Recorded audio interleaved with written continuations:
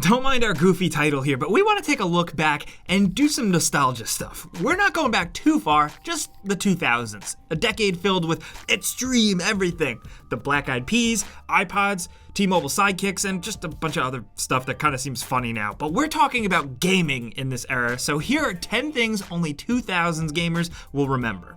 Starting off with number 10, remember when you just couldn't get past a part in a game? Whether it be a puzzle or just straight up not knowing where to head next? Now you can look up a guide from a publication or a walkthrough from your favorite YouTube channel, but before that, you had to go to sites like gameranx or head to a bookstore and pick up the guide for that game. But gameranx was amazing. It was all user submitted to, so like sometimes you come across like a bad guide and you'd have to click around a bit before you found one that really worked for you. Then you'd have to scroll through like a wall of text where someone made the logo of a game out of a bunch of keyboard characters. Then you'd check out the table of contents to see exactly how far you had to scroll down to find the part you were looking for. There were no images either. It was all just walls of text, which sucked sometimes because some games just didn't translate well and you were following a very specific instruction to get where you were. But since we were younger, a lot of us, like, our reading comprehension wasn't as good, so it made it all challenging. Now you just check YouTube real quick for a video of someone doing exactly what you need, and then boom, you got it. This was a problem for people before the 2000s, of course, but they didn't have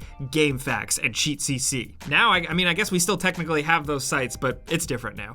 Next up at number 9, remember when not every game was open world, when a game that was open world was going to be a big deal? Nowadays, it seems like 8 out of 10 games take place within an open world. You know, from like Red Dead Redemption 2, where it makes perfect sense, to Forza Horizon 4, where you'd never think of a racing game being open world, but when you play it, it does make a lot of sense. In the early 2000s, open world games were more few and far between. There was Grand Theft Auto 3, which was the game that kind of kicked off the fascination with it for a lot of people, and I remember playing it being blown away by the open world, running around doing whatever I wanted, when I wanted, and where I wanted just seemed so unreal. Then you had games like Mercenaries that threw you into a destructible playground, and games like, of course, Elder Scrolls Morrowind, and then eventually Oblivion, where the world was so big and open that you could literally get lost. It was such a strange thing at the time, and it seriously felt like magic, and those games were gems. Thankfully though, that feeling hasn't gone away. We still have it, we just have a lot more of it. Next at number 8, this is a broad point, but since this is a nostalgia video, we just wanted to bring up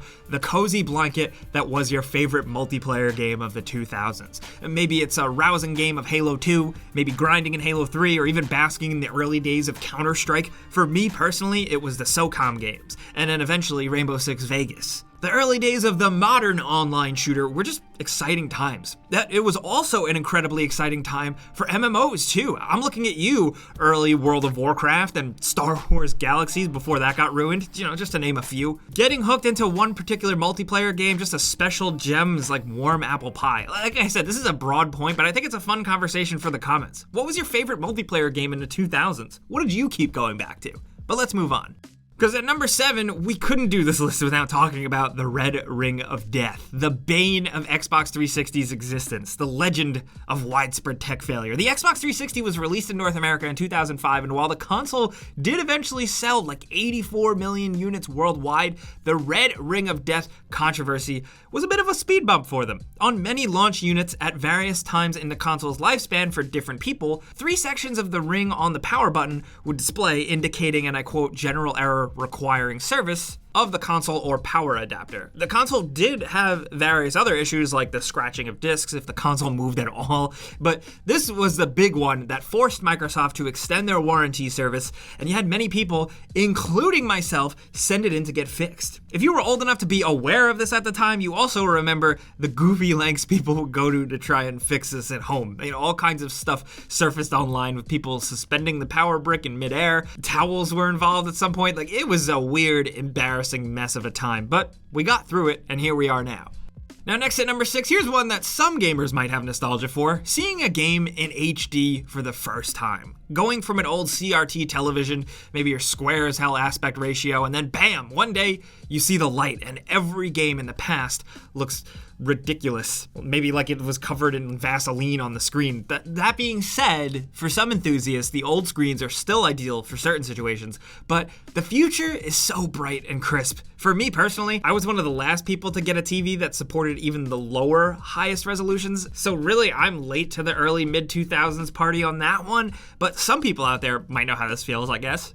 But at number 5, let's talk about gametrailers.com. Remember game trailers? That was the source, man, at least for me. In the early and mid 2000s, like when we just didn't have new video game trailers and gameplay videos every day, you'd check a site like Game Trailers where it was just a running list of new game trailers. You know, they had eventually expanded to more types of content and did a lot of things and eventually built a whole community, but the name of the site was exactly how it started and why so many people went there in the first place. Now, it's like crazy different. You can get a trailer to watch for the latest game anywhere, on your phone, in your social media, like on your Instagram feed, or on your damn smartwatch. But there was a time where everybody just had that one site bookmarked for running news. There was less gaming news websites back in the day, and for a lot of people, Game Trailers was the source. Next at number 4, if you've been a PC gamer for at least a decade or so, you probably know this phrase. Say it with me. Can it run Crysis? The original Crysis dropped in 2007, and it was a graphical powerhouse. Like at the time, it was the most over-the-top, incredible-looking game with like weather effects, advanced lighting, tons of realistic foliage and detail that reacted to the player. It was over the top, and it quickly just became the barometer for graphics and machines. In high school, middle school, if anyone was into any sort of PC gaming of any kind, the question was always, can your PC run Crysis? Finding a kid with a kick-ass gaming PC, even back in the mid-2000s, was a bit more of a rarity. PC gaming has come really far since then. Can it run Crysis? I bet a lot of kids straight up lied, like, oh yeah, of course mine can. Meanwhile, they were probably rocking like a pre-built compact Presario meant for literally anything but gaming. That was actually me. But coming down to number 3, The Sims is still around today and is doing fine too. They have a lot of expansions that release often, but back in the day, when The Sims and The Sims 2 were a thing, they were a huge deal. At the time, it seemed like everybody was playing them. And when I say everybody, I really mean everybody. It felt like a cultural phenomenon. I remember only getting to play when my mom was done playing, and because she was playing for hours. I remember when the Vacation expansion released, I didn't get to play it for like a week straight up because my mom was just playing like crazy. That's a really, really weird thing to say out loud for parents that don't really play video games. For some reason, The Sims still hooked people that weren't into games. As a kid, I just think there was something so appealing about getting to be a grown-up and build my own house and live a grown-up life that was so appealing to me. Now when I think about playing The Sims, I think about how I barely have time for my own life, and I don't know if I'd be able to pull off living a second one. I mean, I could barely take care of me. I'll tell you what though, I'll never be able to get Simlish out of my head though, because that shit was really funny. But at number 2, we gotta acknowledge Flash games. Yeah. Remember them? Remember when those were all the rage? If you grew up in the 2000s, there was definitely a point where you spent way too much time in the computer lab at school or whatever playing Flash games. For us, it was the Nickelodeon game where you were SpongeBob and you were making Krabby Patties. That was my shit on Nickelodeon.com. But then between Newgrounds and eBaum's World and other sites, there was a ton of Flash games to play. Remember Stick Death? All that stick figure violence stuff? That was another cool one. And just all these weird little skits. Some Flash games actually went on to become pretty big titles. I mean, games like Super Meat Boy and Cave Story started off as Flash games. Now they're both huge on major consoles and have a pretty big fan base. It's just really cool to see success stories like that.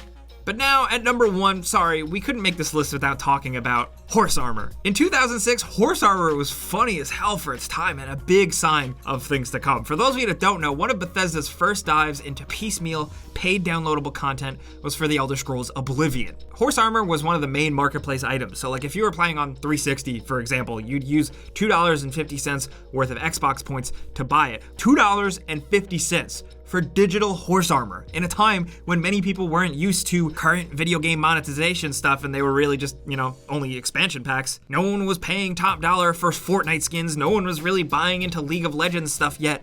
$2.50 was steep.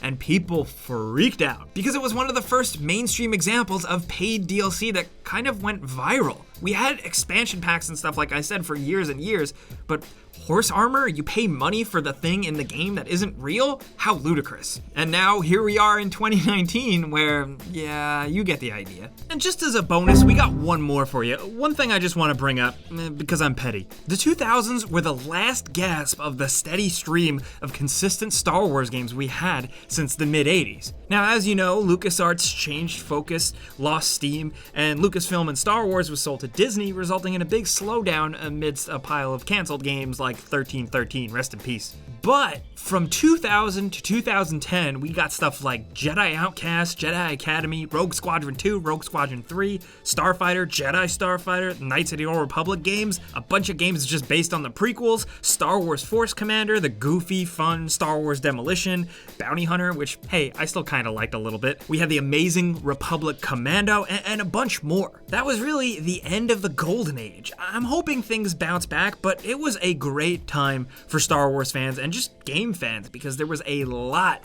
of good stuff to sink your teeth into. And now, when we're looking back at this video, it just feels like a distant memory. Hopefully Jedi Fallen Order changes that. We have no idea. We don't have a crystal ball. We can't see the future. But all we can do is hope for the best. But those are some things that we wanted to look back on from the early to mid 2000s. It was a very interesting time for gaming. We shared some of our memories, so we definitely want to hear yours down in the comments because there's a lot more we could talk about. If you enjoyed this video, maybe got a kick out of it, clicking the like button helps us out a ton. We would really appreciate that. But if you're new, it's worth considering subscribing because we put out videos every single day. But as always, thanks for watching. We'll see you guys next time.